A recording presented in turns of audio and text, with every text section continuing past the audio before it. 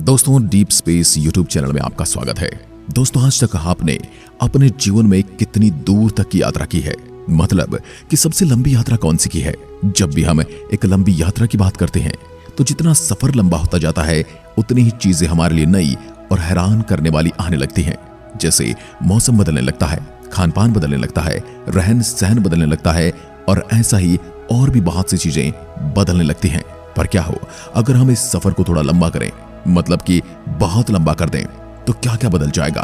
तो आज हम चलने वाले हैं अनंत ब्रह्मांड की यात्रा पर और देखेंगे कहां है और कैसा है हमारे ब्रह्मांड का अंतिम छोर। तो आज का सफर काफी रोमांचक होने वाला है, तो तैयार हो जाइए इस सफर के लिए। और आप देख रहे हैं डीप स्पेस यूट्यूब चैनल। ऐसी वीडियोस के लिए चैनल को सब्सक्राइब करें।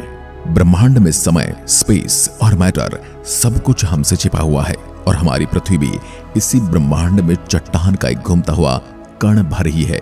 हमारी पृथ्वी जो कि हमारा घर है और सुख सुविधाओं से भरपूर्ण और आरामदायक ग्रह है।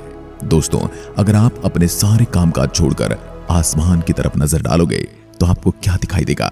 रात के समय आपको आसमान के विशालकाय चादर में टिमटिमाते तारे नजर आएंगे। रात के समय आप जिन तारों को आसमान में चमकता हुआ देख रहे हो, ये केवल हमारी मिल्की वे गैलेक्सी के एक छोटे से पैच के तारे हैं।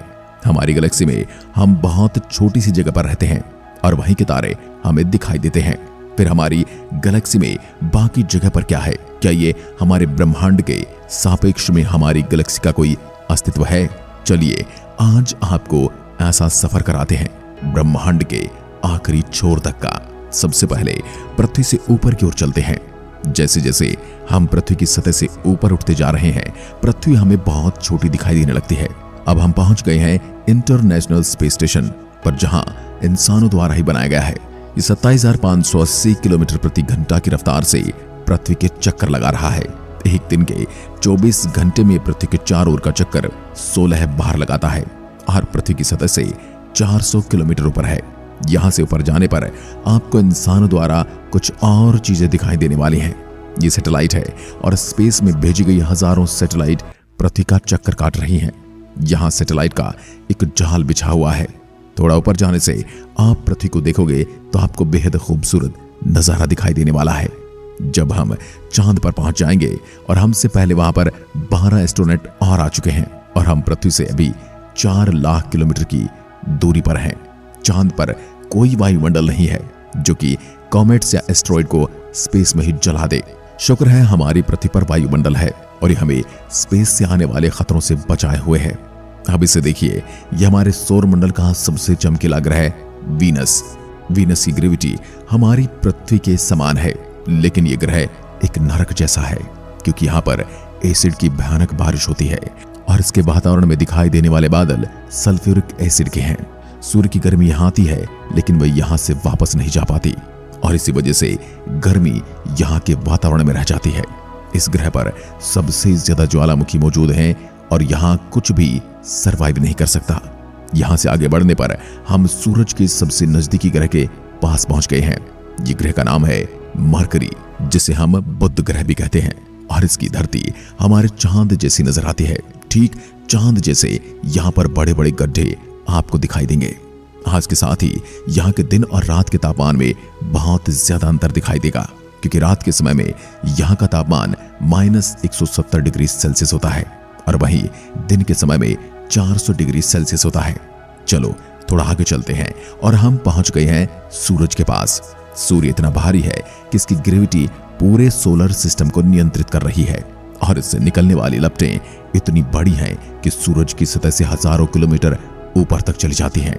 हमें यहाँ रुकना नहीं है बल्कि आगे बढ़ना है। अब इसे देखिए, ये है पृथ्वी का सबसे नजदीकी ग्रह मंगल। इसकी धरती लाल होने की वजह से इसे लाल ग्रह भी कहा जाता है। सबसे ज्यादा वैज्ञानिक इसी ग्रह के बारे में आज के दिन जानना चाहते हैं क्योंकि उन्हें लगता है कि मंगल ग्रह पर हमारा अतीत है। यहाँ पर भी नदियां मौजूद थी, इसका एक अपना वातावरण था और यहाँ भी कभी जीवन पनपा था। हालांकि आज ये ग्रह बिल्कुल वीरान पड़ा है और वैज्ञानिक यहाँ सूक्ष्म रूप में जीवन बसाने में लगे हुए हैं। यहाँ से आगे की यात्रा हमारी थोड़ी डरावनी होने वाली है। यहाँ आपको बड़ी बड़ी विशालकाय चट्टानें देखने को मिलने वाली हैं और ये सूर्य के चारों तरफ चक्कर काट रही हैं। इस एस्टेरॉयड बेल्ट में मौजूद बड़ी बड़ी चट्टानें अगर आपस में जुड़ जाएं तो इनसे एक बड़े ग्रह का निर्माण हो सकता है। हम पृथ्वी से इतनी दूरी पर हैं कि यहां से पृथ्वी आपको एक सूक्ष्म बिंदु की तरह दिखाई देने वाली है। अंतरिक्ष की गहराई में आगे बढ़ने पर यह पृथ्वी हमारी आंखों से ओझल होने वाली है। अब हम पहुंच गए हैं यूरेनस पर।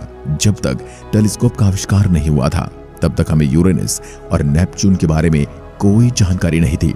नेपच्यून हमारे सौर व्यवस्था का सबसे लास्ट ग्रह है।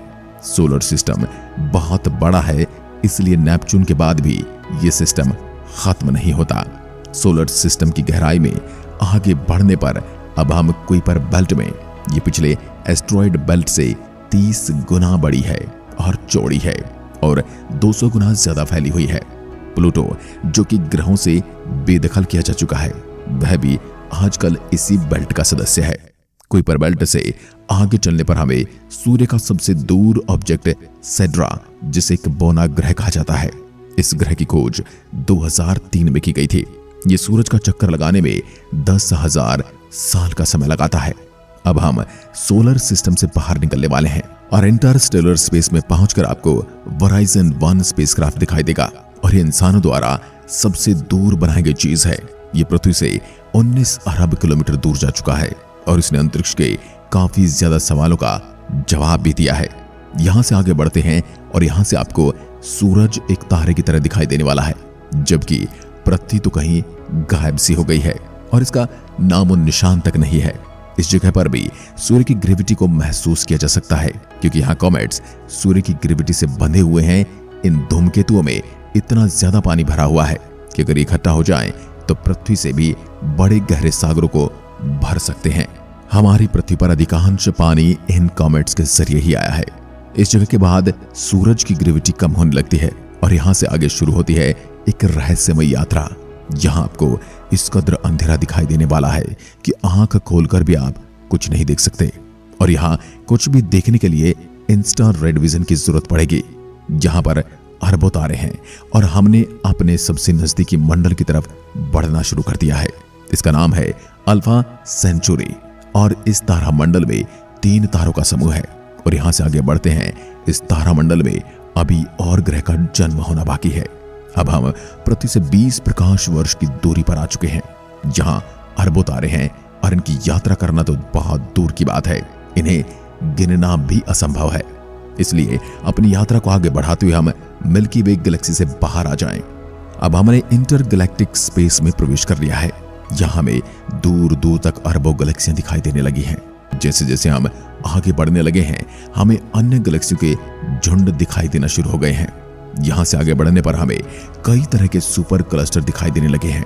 ये है हमारा ऑब्जर्वेबल यूनिवर्स और यहाँ हमारी यात्रा खत्म होने वाली है। तो फिर क्या यहाँ हमारी यात्रा खत्म हो चुकी है? क्या इतना बड़ा ही हमारा ब्रह्मांड? जैसा कि अभी हम ऑब्जर्वेबल यूनिवर्स यानी अज्ञात ब्रह्मांड पर हैं और यहाँ से आगे भी कुछ और हो सकता है, लेकिन वहां से हम तक कोई प्रकाश नहीं आ रहा है। वैज्ञानिकों का कहना है ऑब्जर्वेबल यूनिवर्स की तरह ही और भी ऑब्जर्वेबल यूनिवर्स हो सकते हैं, लेकिन इसके बारे में अभी कुछ नहीं कहा जा सकता।